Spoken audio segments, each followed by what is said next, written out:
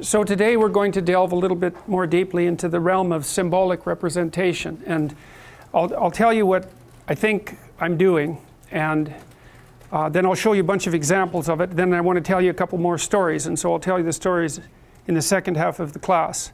So, you know, it was Carl Jung who popularized and differentiated the idea of archetypes. They weren't his idea. Platonic forms are archetypes, essentially. Ideals are an archetype. And so, but Jung, the thing that I think he did that hadn't been done before was to suggest that, as well as suggesting, as Freud did, that human beings are composed of sub-personalities. Jung pointed out, as Freud did to some degree, that some of those personalities have a universal character, and so that they can be thought about as transcendent entities. And you could think about those, well, they have been thought about and even put forward as gods of one form or another. Now, when Jung talked about archetypes, it was never clear what he meant, and I think the reason for that was because the archetype is a very complicated idea and a very complicated phenomena, and you can think about it biologically, and you can think about it socially, and you can think about it as something that the individual participates in creating. So it's not that easy to localize it. And as well, it's not that easy to localize it. And as well, Jung was never clear about what the universe of archetypes looked like. At some times he spoke as if they were a relatively small number, and then at other times he spoke as if they were innumerable. And I think the reason for that is, in part, it depends on the level of analysis, right? The more transcendent the archetype, the fewer they are, but they differentiate, because you might say, well, how many hero archetypes are there? And one answer could be one. But they differentiate all the way out into the diverse range of works of fiction that we have. So you could say there's as many variants of the hero archetype, roughly speaking, as there are works of fiction. So you think about it as a hierarchy with the ultimate archetype at the top. So then another question might be, what does the landscape of ultimate archetypes look like? And I think that's what I tried to lay out, and that's what I'm trying to lay out in this diagram. So now, why do you want to know that? There's a practical reason, or there's a number of practical reasons as well as intellectual reasons. One of the most relevant practical reasons, as far as I'm concerned, is that integrating narratives, and so those would include political narratives, integrating narratives have their force because they draw on universal archetypes. Otherwise they wouldn't have any power, right? Because they're basically stories, an integrating archetype, like the story that Hitler sold the Germans, or that the Germans and Hitler co-created, which is a much more accurate way of thinking about it.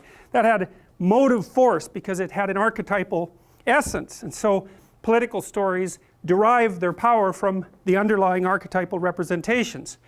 Obviously, because they have to be concerned with the things that people find important, right? How can you sell a political message to someone if it isn't about something they find important?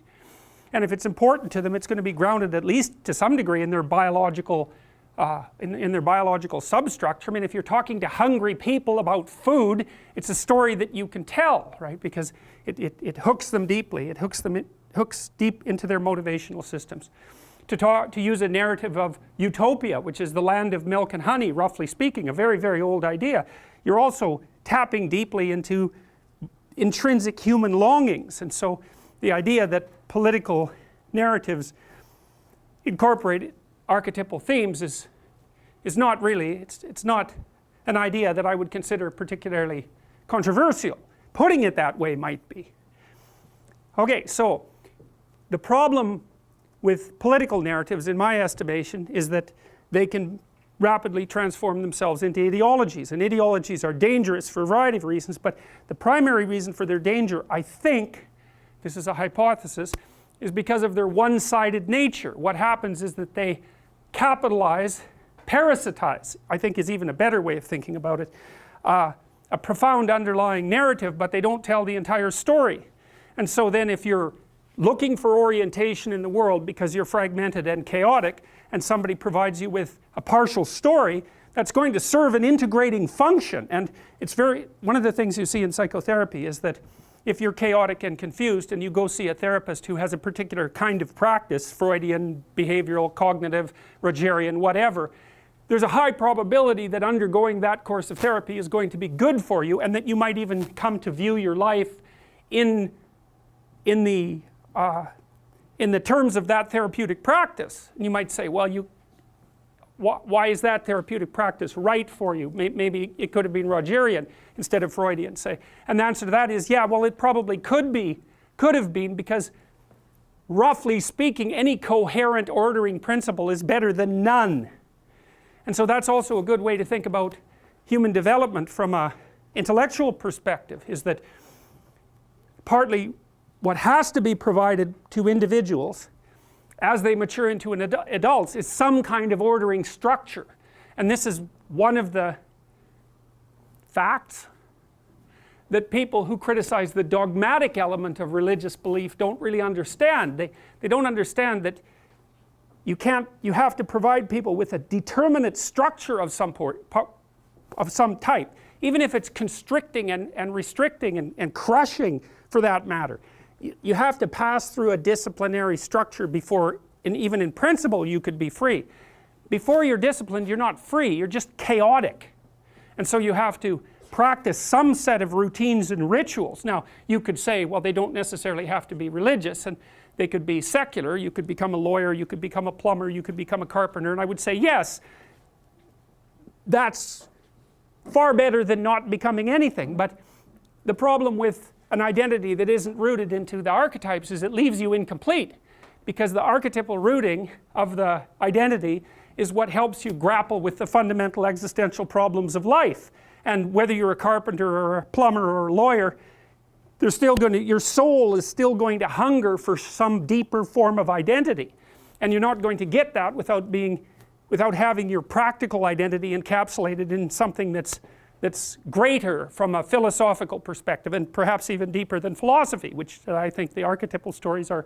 They're the structure within which philosophy itself is embedded, and outside of that is a behavioral structure. We've talked about how those evolve. There's a behavioral evolution of something approximating a consensual morality, and then stories about that consensual morality emerge, and then inside that the structures of philosophy nest, and all of those things have to be addressed by your identity to some degree, or you're weak.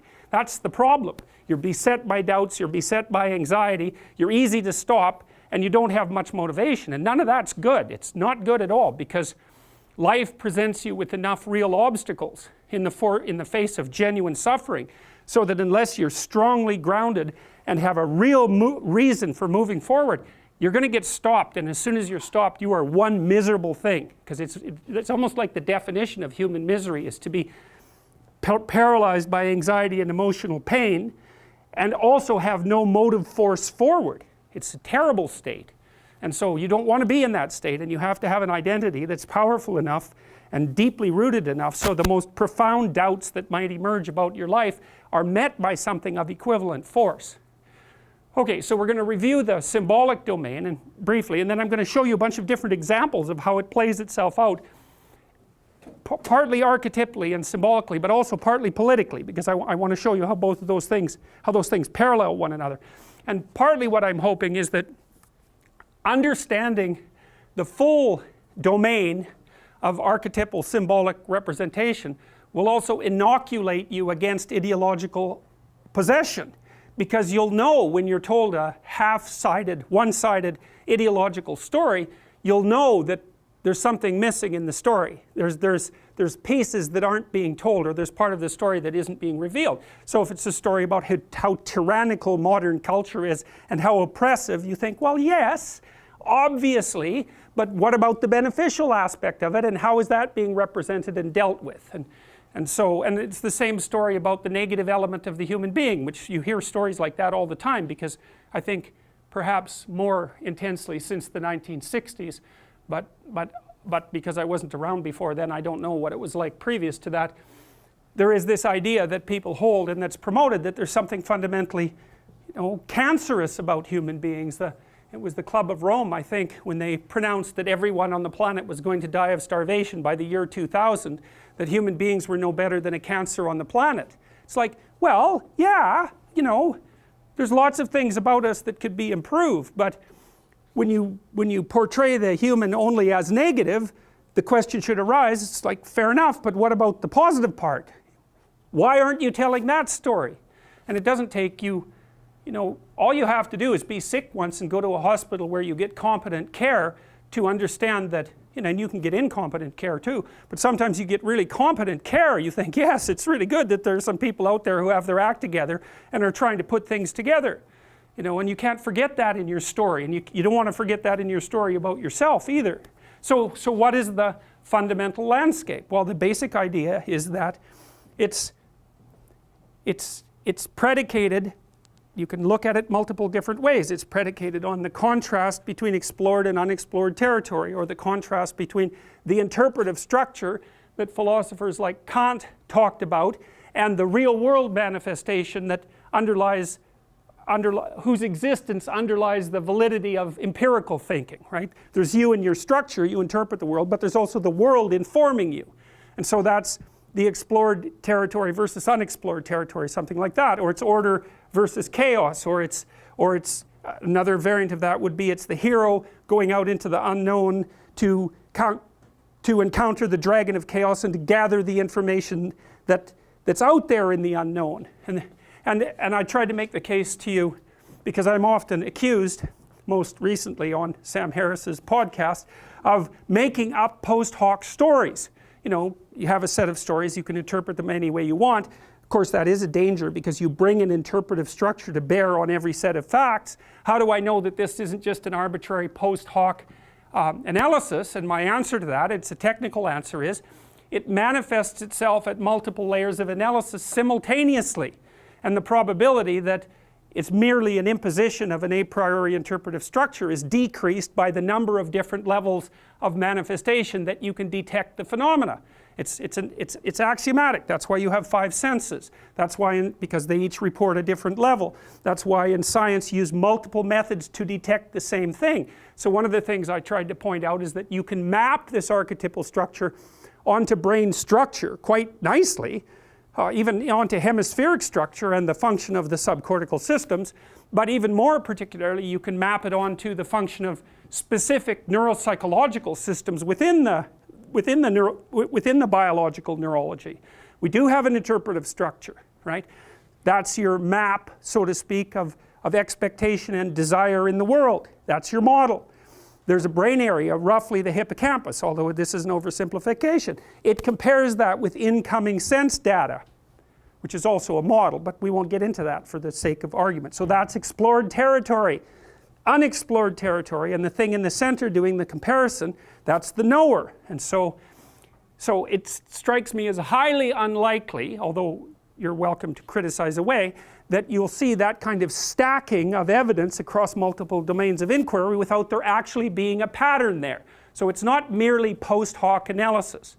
And even the people who derived these patterns, like Jung to begin with, let's say, looked cross-culturally at least to say, well, here's a manifestation of a pattern, and here's a separate culture, and you can see the same pattern. So there's some attempt there to be methodologically rigorous. He did the same thing with people's fantasies and dreams, and then again, by mapping those onto people's behavior in therapy, also had them test out the ideas in the world. So these aren't as trivial methodologically as people make them out to be, and especially that's the case when you can put a biological underpinning underneath them. So the proposition is explored territory, unexplored territory, and the explorer, roughly speaking. And then a differentiation of those two things into positive and negative. Why? Because everything complex has a positive and negative element. And so explored territory can become stultifying and crushing.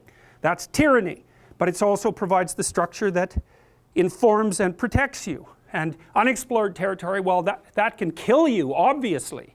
But it's also the place that you need to go when you're static and dead, and you need new water, and you need new life, and you need new information. So it's a constant movement out into the unknown and back, and out into the unknown and back. And that's what human beings are like, right? We're information foragers.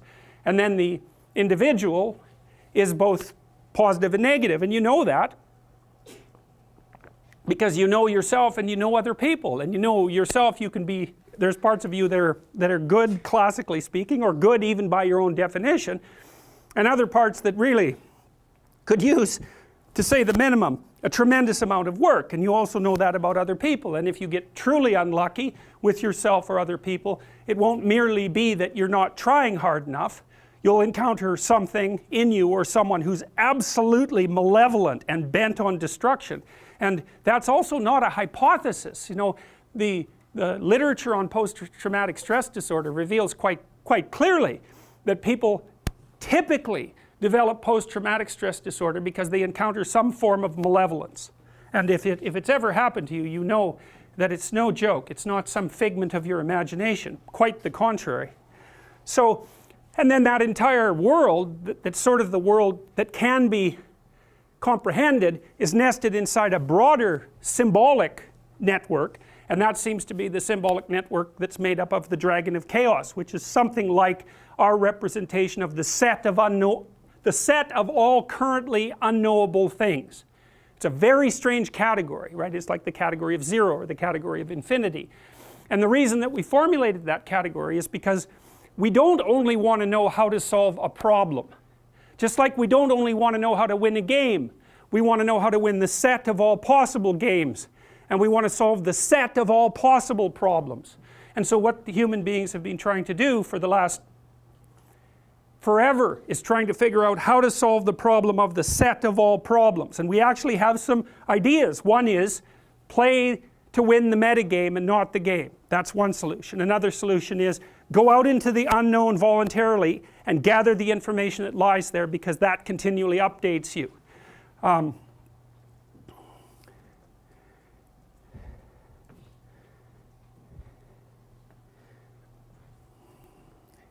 The other one is to make sacrifices, and that was discovered in an articulate form not very long ago. And the idea of sacrifice is something like, well, you don't just have to solve the problem of how do you survive in the present, which is roughly the problem that animals are always trying to solve. You have to solve the problem of how you survive in the present, given that you also have to survive next week, next month, next year, and among other people. And the answer to that, in part, is the answer of sacrifice, which is to give up something that you desperately want now, that would even be useful right now, so that you accrue more benefit across a broader span of time. A very, very difficult lesson for animals to learn. Animals have a terrible time learning that. But even human beings have a terrible time doing it, because there's some real intelligence in getting while the getting is good. But it's a suboptimal strategy if you can stabilize the environment and spread out your adaptive capability over wider spans of time. Well, so much the better. You get what you need now, and you get what you need later, and you get what you want, and so does your family and other people. A much better solution. But that requires precisely sacrifice, because it requires sacrificing the present for the future. And that idea of sacrifice emerged, like all of our ideas, first in action, in acting these things out, and then conceptualizing them with our bodies, like in drama, just the way that Piaget described children first assimilating the structure of their parents' actions by imitating them, rather than by breaking them down into systems of rules, understanding the rules and incorporating the rules. That isn't how we work. We act and figure things out in action, then we imitate our own actions. And to imitate your own actions is to act yourself out, or to act other people out. You can do that without having explicit, articulated knowledge. And it's so crucial to understand that, because it explains a great mystery, which is, how can we tell stories that have meanings that are deeper than we know? And the answer to that is, we have information encoded in our behavior that transcends our understanding. Well, how? Well, we're constantly modifying each other, constantly, and the world's constantly modifying us, and there's no reason that while being modified we should also be able to track how it is that we're being modified. We have to figure that out afterwards, and it's extraordinarily difficult to look at a whole culture or even a single individual and to say, well, what is that person, or what is that societal structure? It supersedes our conscious capacity for representation, so we're always playing catch-up. That doesn't mean that we don't act out things we think sometimes, you know, that the causal pathway can't go the other way, because it can, but more frequently it's bottom up rather than top down, which is how everything works in the biological world. Animals do, and have wisdom, but they don't know what they do, and they can't articulate their wisdom. So it's self-evident that a process like this must have occurred.